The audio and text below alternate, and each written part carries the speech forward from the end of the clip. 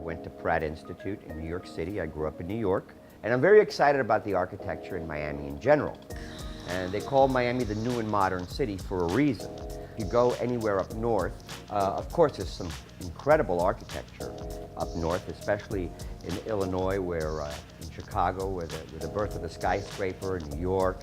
But in Miami, you have this new movement of modern, tropical modern architecture that you don't see anywhere else in this country. You may see it in Brazil, and you may see it in South America, but you don't see it in this country. It's very prevalent down here. And that's what I specialize in with my practice, is the tropical modern architecture, making the outdoors feel like it's indoors and vice versa, with these expansive, tall sliding doors that bring the architecture inside and outside. It's only after Miami became such an important city that I think the important architects started getting retained to do buildings in Miami, and that's how Miami has become more popular and has increased in the landscape of architecture.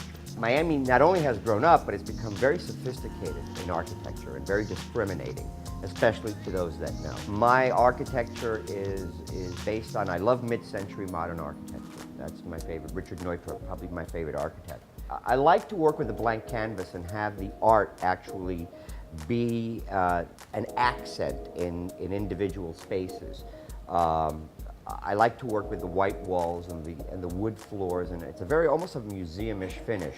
We let the art speak in volumes. Whereas if you don't have those kind of finishes, I think the art would get lost in the architecture. And you want the architecture to be your background. You don't want it to scream at you. I think Ornare's simplicity and functionality with the design is perfect for what we do, because it blends in. It doesn't scream at you, but it's beautiful enough as a piece of art. When you talk about art, you're also talking about their pieces of furniture or what they manufacture as art pieces within the architecture itself. And keeping the architecture simple allows us to read that as art as well.